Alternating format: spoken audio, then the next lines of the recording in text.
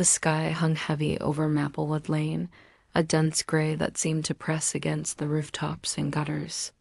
Inside the modest two-story house at the corner, Ethan Walsh leaned back in his office chair, eyes tracing the lines of architectural blueprints on his laptop while nursing a cup of lukewarm coffee. Freelancing from home had never been glamorous, but it gave him the rare luxury of watching his 8-year-old daughter, Mia, grow up day by day. Today was one of his better days, the kind where the world felt slow enough to savor the small moments. Upstairs, Mia played quietly, stacking colorful wooden blocks into towers taller than her elbows, her laughter soft against the backdrop of the gray afternoon. Ethan's gaze softened as he glanced at the hallway, remembering the crooked frame drawings and the crocheted rugs his mother had insisted on keeping. This house had always been more than walls and roof. It was history, memory, and family. He loved it fiercely. The knock at the front door came suddenly, slicing through the quiet with a sharpness that made his stomach tighten. It wasn't a friendly, neighborly knock, nor the rhythmic raps of a delivery person. This was aggressive, insistent, demanding. "Dad?" Mia called from the stairs, her voice tentative. "Someone's mad," Ethan swallowed, forcing calm into his tone. "Stay upstairs, sweetheart." "I'll handle it." He walked toward the door slowly, every instinct on alert. He wasn't expecting anyone. No packages had arrived, no visitors were scheduled. Maplewood Lane was quiet, and yet the door rattled again under the pounding of her hands. When he opened it, he found her. A woman in her late 40s, perfectly coiffed blonde hair that seemed impervious to gravity, sunglasses perched high on her face as if to shield herself from the world's imperfections, and a tight expression that spoke of entitlement and practiced disapproval. She didn't greet him, didn't pause for pleasantries, and in one smooth motion stepped forward, as though the doorway belonged to her. "I need to get inside," she said, her voice clipped and unwavering. "Now?" Ethan blinked. "I'm sorry, who are you?"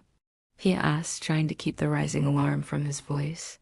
"Don't be ridiculous." "You know exactly who I am," she replied, voice sharp. "I'm Karen Hensley, and this house is mine." Ethan froze. The absurdity of the claim struck him first, then a creeping unease. "I'm going to need you to step back," he said carefully, placing himself subtly in her path. Karen's arms crossed as she continued, her words a weapon more than an introduction. "My family built this home. My father laid the tile in that foyer. My mother planted those trees, and I spent my childhood in that very room you've turned into. Whatever this mess is," Ethan's stomach churned. "This house has been in the Walsh family for nearly 50 years, he said. "I grew up here," she sneered, her smile sharp and cold. "Then your parents must have stolen it." Ethan's disbelief hardened into resolve.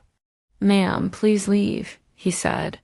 Karen tilted her head, a gesture both haughty and threatening. "No, I want to inspect the property," she declared. Ethan's voice remained steady but firm. "You're trespassing." "This is public domain," she countered. "It has been wrongfully occupied," she added, stepping forward again. Ethan's heart pounded. "It's private property," he said. She scoffed and snapped her fingers like calling in reinforcements. "Fine," she said, her tone dangerously calm. "If you won't cooperate, I'll just see myself inside." Ethan reacted instantly, stepping forward and gently but firmly taking hold of her arm. Karen shrieked as though he had inflicted a grave injury. "He assaulted me. He physically attacked me. You saw that."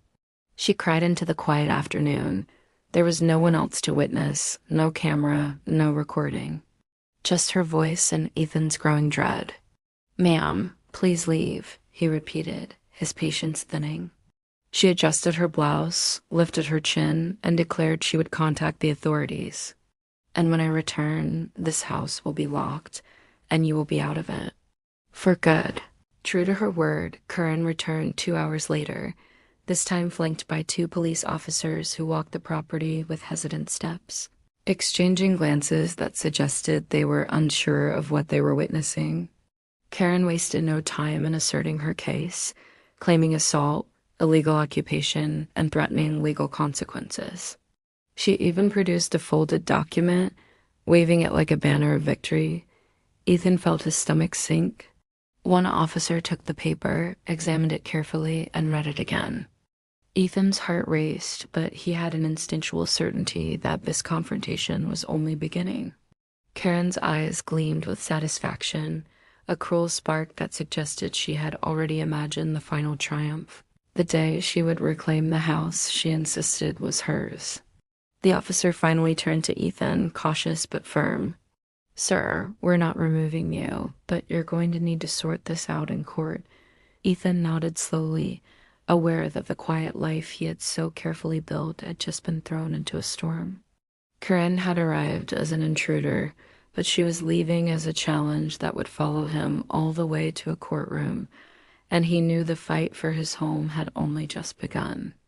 The days following Karen Hensley's intrusion passed in a blur of unease and careful observation. Ethan found himself double-checking locks, peering through windows, and answering his daughter's questions with the calmest voice he could muster. Mia, curious but perceptive, noticed the tension that had settled over the house like a stubborn shadow. "Dad," she asked one evening while they were tidying the living room together, "is that woman going to come back?" Ethan paused, holding a block in his hand, thinking of how to reassure her without lying. "We're going to handle this, Mia," he said finally. "Sometimes grown-ups argue about things they both think they own, but we'll make sure the right thing happens." Mia nodded solemnly, her small hands busy stacking blocks, but the unease in the room was unmistakable. Even the familiar scent of baked cookies from the kitchen didn't soften the tension that hung in the air. The court date arrived faster than Ethan anticipated. Karen had filed her claim aggressively, presenting documents that were confusingly legitimate in appearance, yet oddly out of place in history. Her lawyer, a sharply dressed woman with an uncanny ability to speak over others without seeming rude, argued with practiced precision that the Walsh family had no legal right to the house. Ethan, relying on his own documentation and his family's memory of deeds, tax records, and utility bills, felt the weight of the situation pressing down like a physical force.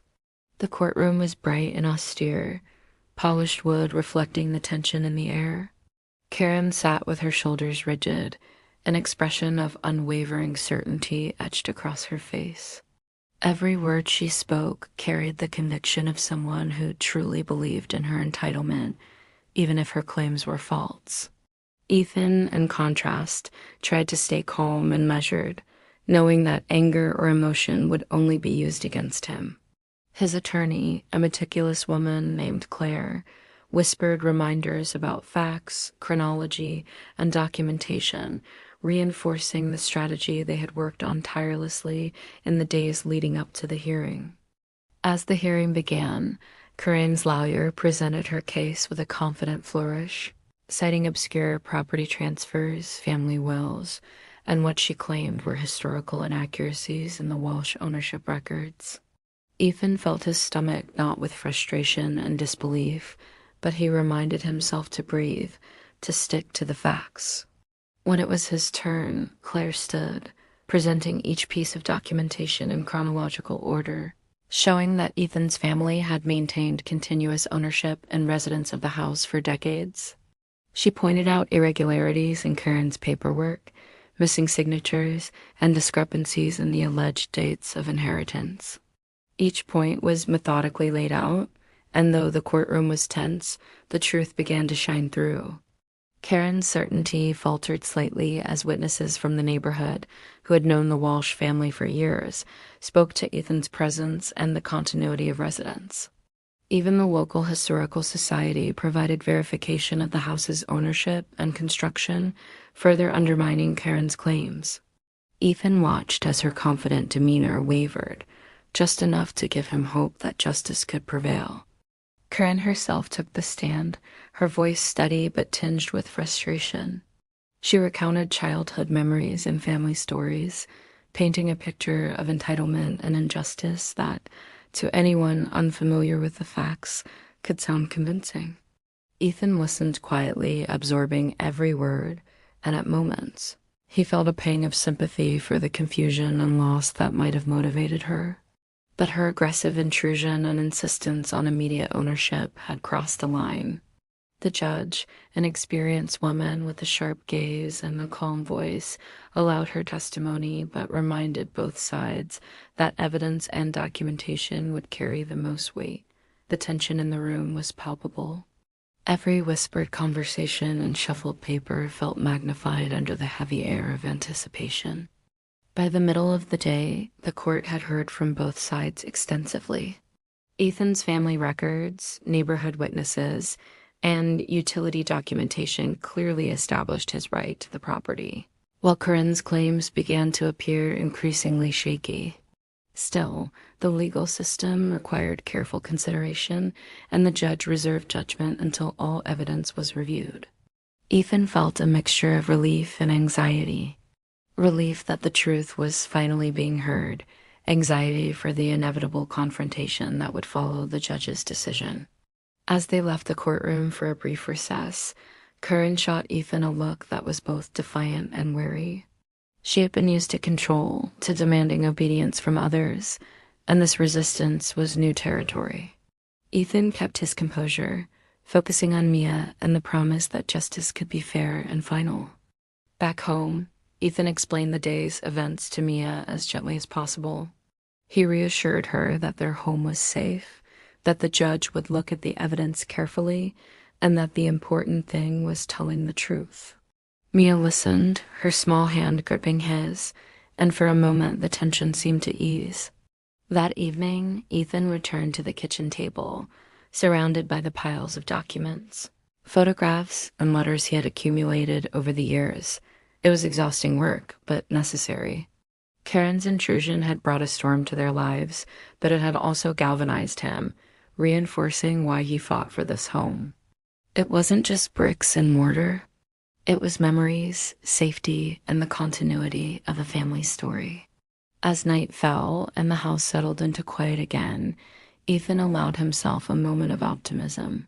He knew the battle wasn't over, but the truth had been clearly presented, and that was a powerful first step toward justice.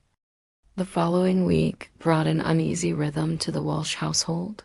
A cadence marked by phone calls, document searches, and the constant awareness that Karen Hensley's presence lingered like a shadow. Ethan spent long hours in the home office, reviewing property deeds, tax receipts, and historical records, cross-referencing every detail to ensure nothing could be misinterpreted in court. Each paper he held was a shield against Karen's claims, each signature a line of defense. Maya, sensing her father's anxiety, tried to fill the house with light, bringing drawings of trees and houses she imagined in the neighborhood, hoping her small acts of creativity could undo the tension she couldn't fully understand. Ethan smiled at her efforts, but beneath the surface, worry pulsed like a drumbeat. Karen had proven herself relentless once, and he knew from her demeanor and earlier threats that she would not give up easily. Her insistence on immediate ownership, coupled with her confident use of legal documents, made it clear she was willing to escalate.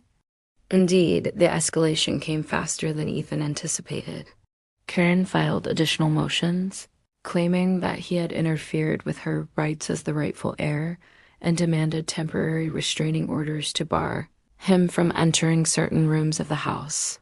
The documents were thick and the language precise, designed to intimidate and create the illusion of legitimacy.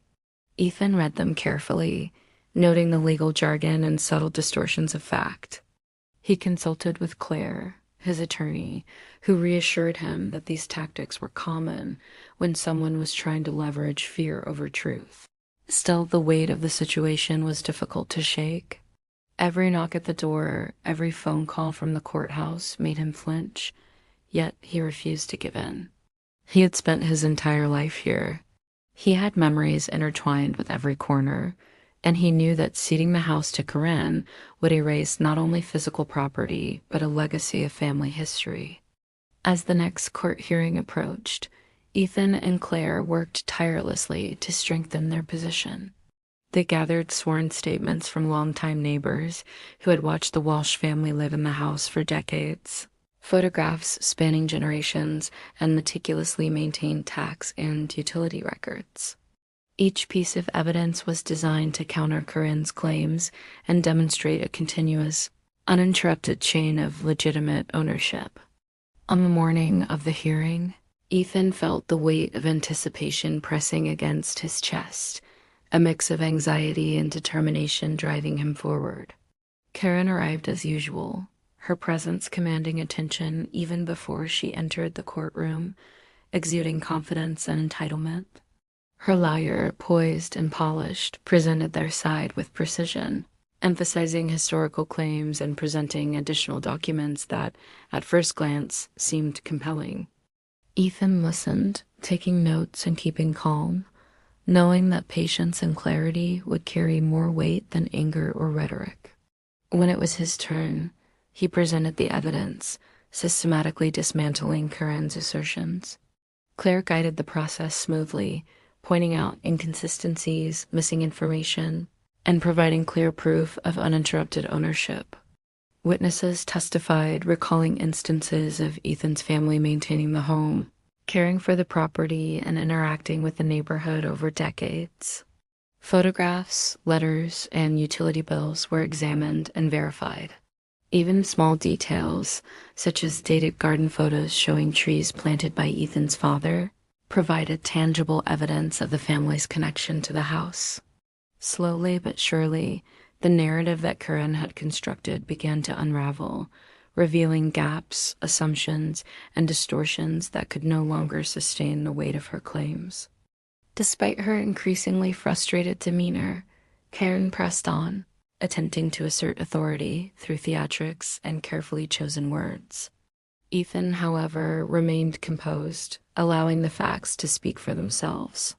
By the end of the day, it was clear to everyone in the courtroom that the foundation of her case was flawed. The judge, attentive and deliberate, listened to both sides, asked probing questions, and noted the consistency and reliability of Ethan's evidence. The courtroom, once tense with uncertainty, now seemed to lean toward clarity.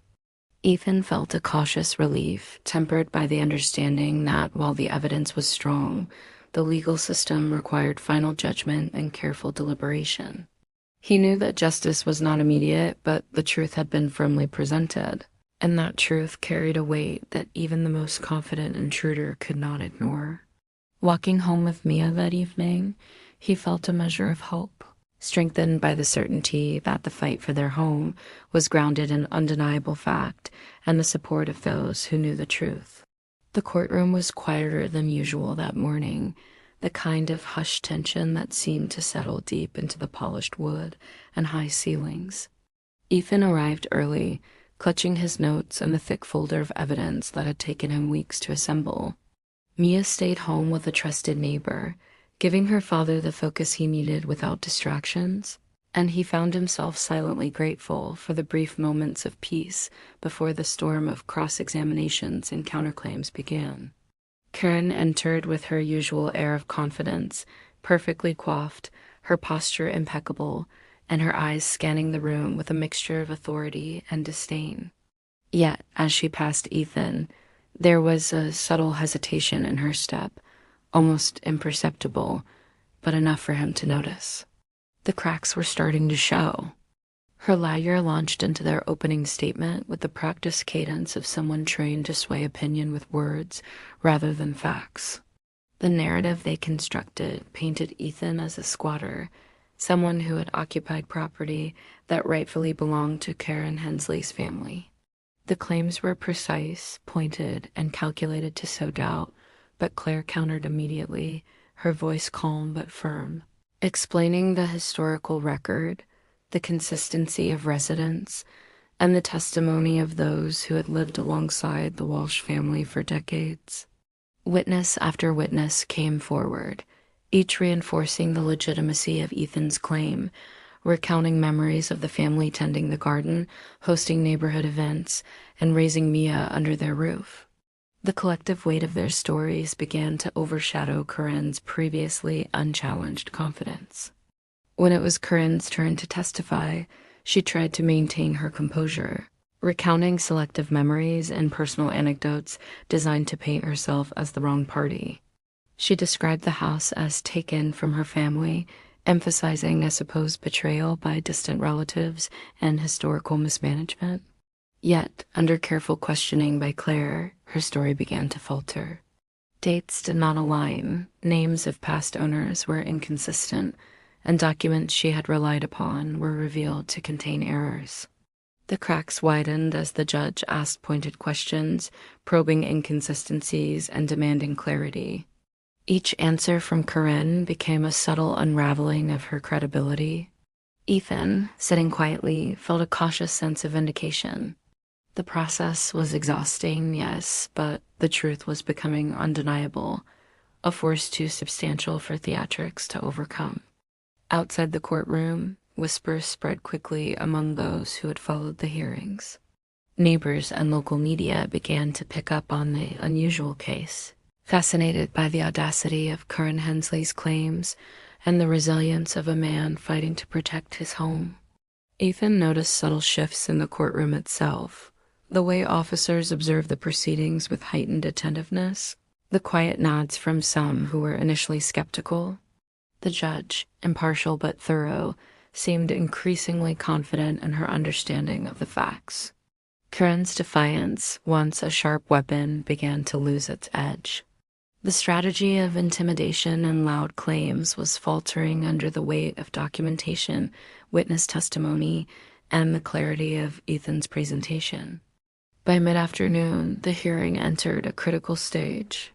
Claire methodically presented the final pieces of evidence, photographs spanning decades showing Ethan and his family maintaining the property, notarized letters from neighbors attesting to continuous residence, and meticulous records of property taxes and utility payments.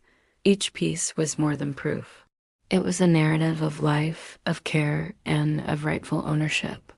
Corinne's attempts to rebut were increasingly frantic, her responses clipped, her composure slipping.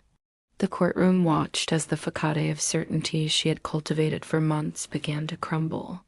Ethan, who had remained calm throughout, felt a quiet triumph.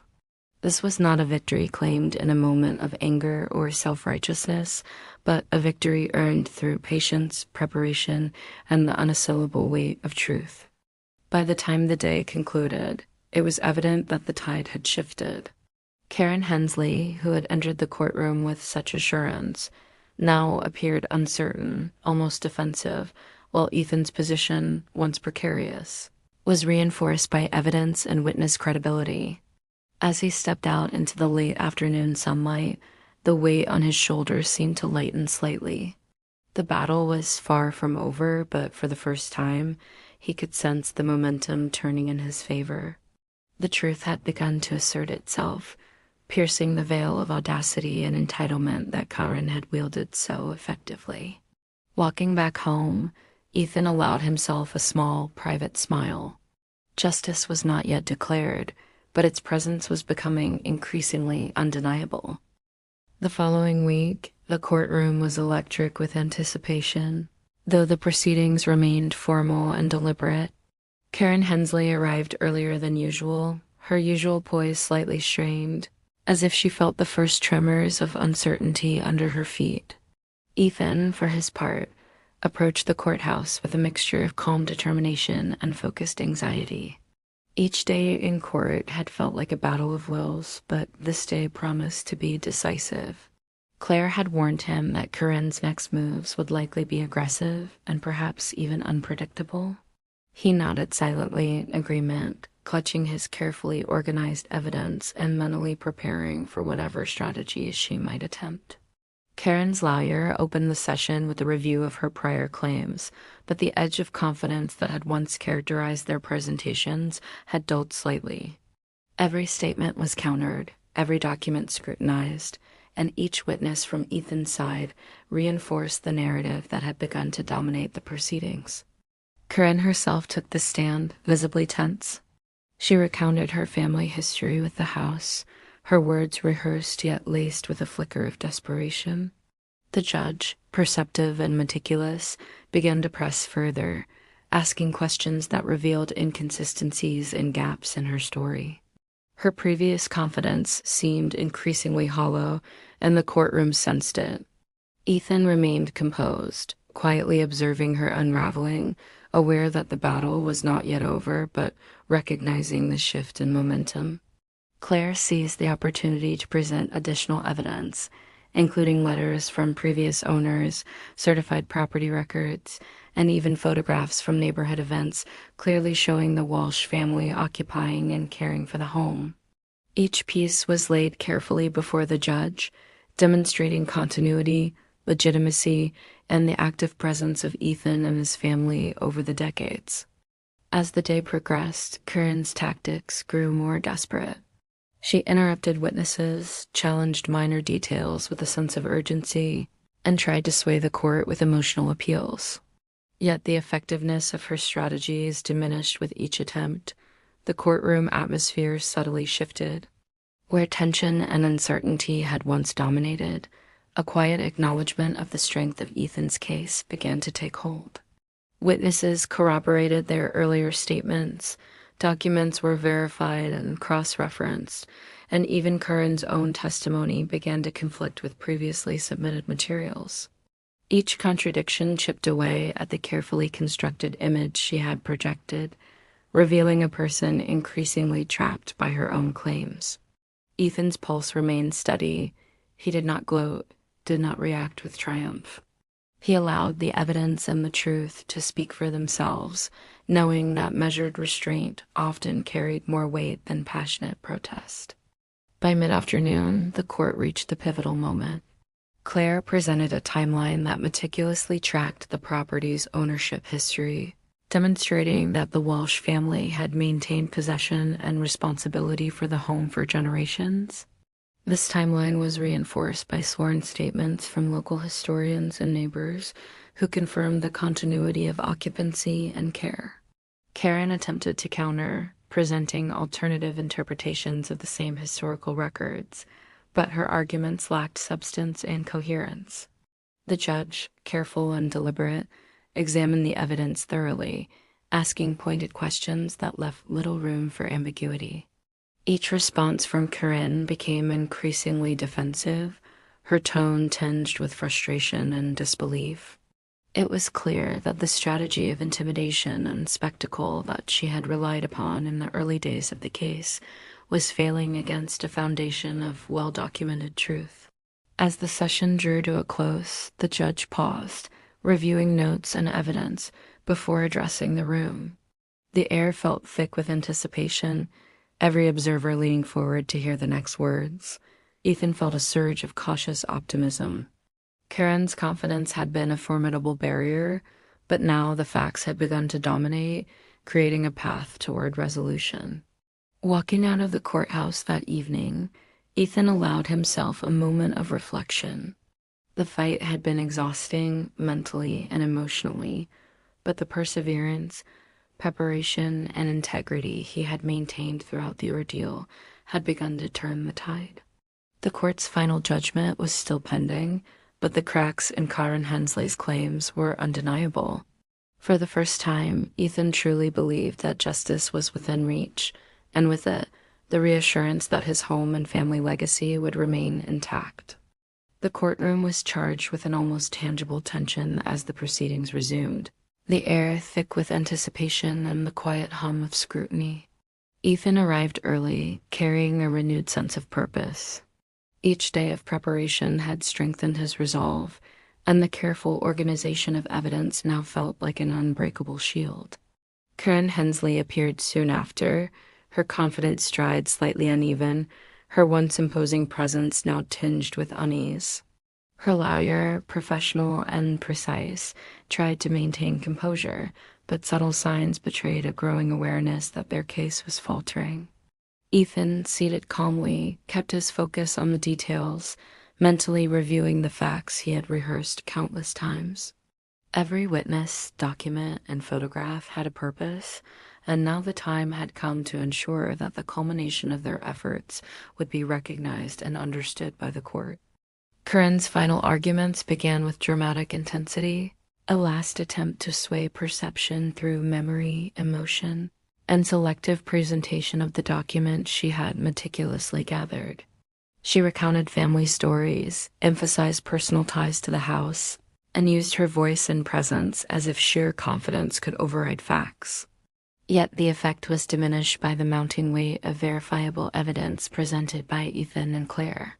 Each document, each sworn statement, each photograph meticulously placed before the judge created a narrative that was clear, consistent, and impossible to contradict without exposing contradictions in Karen's own claims. Her lawyer attempted to interject occasionally, but the judge's measured control and attention to detail limited the impact of these interruptions, ensuring that facts, not theatrics, remained the guiding principle of judgment. The turning point became evident as neighborhood witnesses were called once again. Each provided clear recollections of Ethan's family occupying the house continuously, hosting community events, and maintaining the property over decades. One elderly neighbor even presented old photographs of Ethan and his father repairing a section of the roof, dated decades ago, alongside letters from utility companies confirming long-term residency. Karen's defense faltered under the weight of such corroboration. The inconsistencies in her own accounts became increasingly visible. Ethan remained calm, quietly observing the unraveling, aware that patience and composure were now more powerful than any argument Karen could muster. It was as if the courtroom itself recognized the undeniable truth, the authenticity of Ethan's claim shining through the carefully constructed facade of Karen's assertions.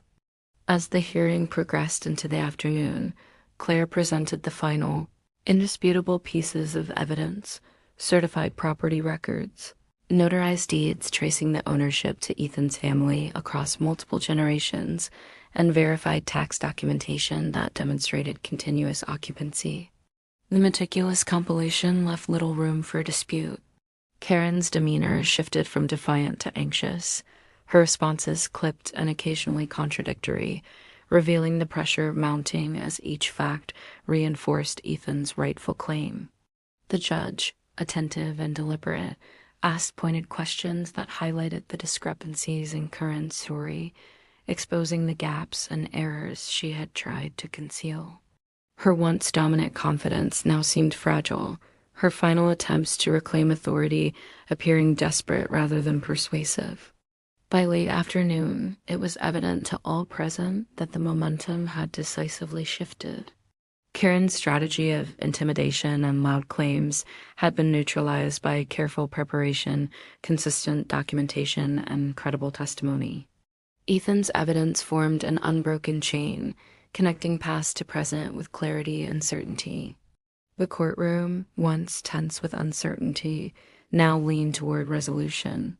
Ethan felt a cautious sense of triumph, but restrained himself, knowing that the judge's final decision would ultimately solidify the outcome. As the session concluded for the day, he allowed himself a quiet moment of reflection, understanding that persistence, integrity, and careful planning had brought him to the threshold of victory. Karen's confidence had faltered, her claims increasingly untenable, and Ethan could finally envision the day when justice would be fully recognized, securing not only his home but the legacy and memories that had been entrusted to him. The final day of the courtroom proceedings arrived with a weighty sense of inevitability. Ethan woke early, the morning sun spilling across the quiet Maplewood Lane, and he felt a mixture of anticipation and relief. After weeks of hearings, evidence gathering, and emotional strain, the moment that would determine the future of his home had come. Claire had meticulously prepared him, reviewing each point, each witness statement, each historical record that anchored his claim to the property. He arrived at the courthouse with calm determination, carrying the quiet confidence that comes from knowing one's position is supported by unassailable facts. Karen Hensley appeared soon after, her composed exterior now tinged with nervous energy, her gestures sharp, her eyes scanning the room as though willing the judge to see the world through her perspective. The courtroom, filled with a mixture of neighbors, media, and legal observers, seemed to hold its collective breath. Corinne's lawyer opened the session with final arguments, attempting to frame her client as a wronged heir fighting to reclaim a lost legacy. Every word was precise, every motion deliberate, yet the foundation of their argument had already begun to crumble under the scrutiny of previous sessions. Karen herself was called to the stand once more, this time to answer pointed questions from the judge about inconsistencies in her documents, testimonies, and historical claims. Her voice, which had once carried authority and certainty, now wavered under the judge's careful examination. She cited family stories and selective memories, yet her timeline conflicted with verified records, photographs, and witness accounts. The courtroom watched as her confidence eroded in real time, leaving only the thin veneer of entitlement she had relied upon so heavily in the past. Ethan, seated quietly, felt a mixture of relief and empathy. He understood the desperation driving her actions, but remained focused on the justice that was at hand. Claire presented the final pieces of evidence with precision, reinforcing Ethan's continuous ownership, the care his family had invested in the property, and the consistency of historical records across multiple decades. Photographs, notarized statements, property deeds, and tax documents formed a clear and cohesive narrative that left little room for doubt. Witnesses corroborated details with clarity and sincerity, their testimony weaving together the undeniable truth of Ethan's rightful claim. Karen's attempts to challenge or dismiss this evidence grew increasingly desperate. She asked questions, raised objections, and attempted to highlight minor discrepancies, but the judge's measured authority prevented any distraction from the weight of the truth. It was evident to everyone present that her strategy of aggression and intimidation had failed. Facts, preparation, and integrity had prevailed where theatrics could not. As the judge reviewed the evidence and deliberated, the courtroom remained tense yet expectant. Ethan felt his chest tighten with anticipation, aware that the culmination of weeks of preparation and persistence would soon yield resolution. Karen's posture stiffened, her confidence fraying, as she sensed that the tide had definitively turned. Each passing moment reinforced the reality that the truth could not be denied. When the judge finally spoke, her voice carried the calm authority that had governed the proceedings from the start. She outlined the timeline, reviewed the documentation, and acknowledged the consistency and credibility of Ethan's evidence. Karen's claims were addressed with impartial scrutiny, her inconsistencies and errors noted and weighed against the clarity of the established facts. The moment of judgment arrived. The judge declared that the Walsh family's claim to the house was valid, continuous, and legally recognized, affirming that Ethan's ownership was legitimate and that Karen Hensley had no legal right to the property. Relief washed over Ethan like a tide he had been waiting months to feel. Justice had been served. Karen's face betrayed a mixture of disbelief and frustration, the certainty she had relied upon dissolved by facts she could not dispute. The courtroom seemed to exhale collectively, the tension giving way to a sense of closure. Ethan rose, composed but quietly triumphant, aware that the ordeal had tested patience, resolve, and integrity in ways he had never imagined. Outside, the late afternoon sunlight seemed warmer, the familiar streets of Maplewood Lane welcoming him home with a sense of permanence restored. The courtroom had emptied, leaving behind a quiet sense of closure that seemed almost tangible. Ethan stepped out into the late afternoon sunlight, the air crisp and clear, carrying with it the subtle warmth of vindication. The weight that had pressed upon his shoulders for weeks, the fear, the uncertainty, the sleepless nights and organizing evidence, was finally lifting. He inhaled deeply, feeling a renewed sense of peace settle into his chest.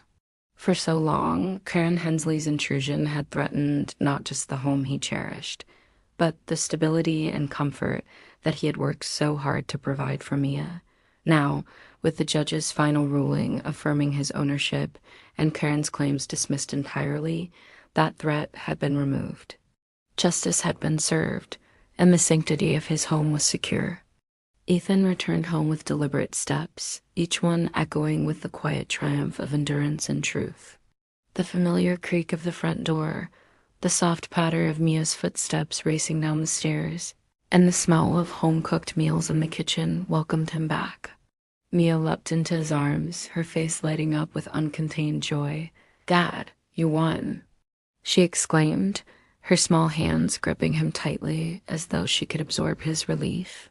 Ethan hugged her, laughing softly, feeling the tension of the past weeks dissolve in that one embrace.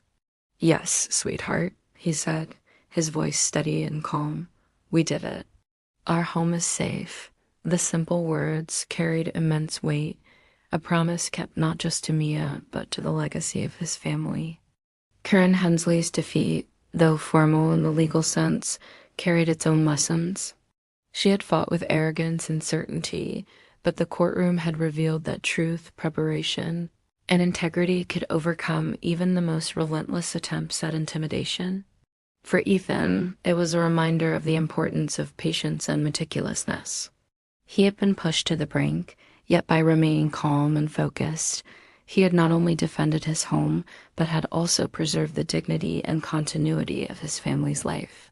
Outside, the neighborhood seemed unchanged, yet for Ethan, everything had shifted. His place in the community, his sense of security, and his confidence in the rule of law had been reaffirmed. In the following days, Karen Hensley quietly withdrew from the neighborhood, her attempts at confrontation ending with the judge's ruling. Ethan did not revel in her retreat with malice. Instead, he focused on restoration and normalcy. He and Mia spent the weekends tending the garden, repairing minor wear and tear, and celebrating small victories that had been overshadowed by the court battle. Friends and neighbors stopped by, offering congratulations and support, their presence reinforcing the sense that community and truth had ultimately prevailed. Ethan reflected on the ordeal with a calm satisfaction, understanding that while the fight had been arduous, it had also strengthened his connection to the home and the memories it contained. By the time the sun set over Maplewood Lane, the house stood quietly, a symbol of endurance and family.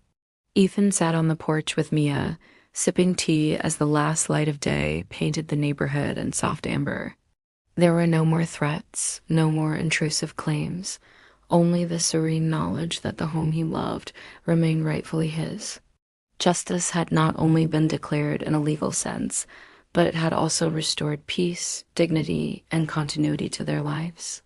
In that moment, surrounded by the familiar walls and the laughter of his daughter, Ethan understood that true victory was not measured in confrontation or defeat of another, but in the quiet restoration of what one holds dear. Maplewood Lane, with its gentle trees and crooked fences, felt whole once again. And for Ethan and Mia, life could finally return to the warmth, security, and simple joy that had always belonged there.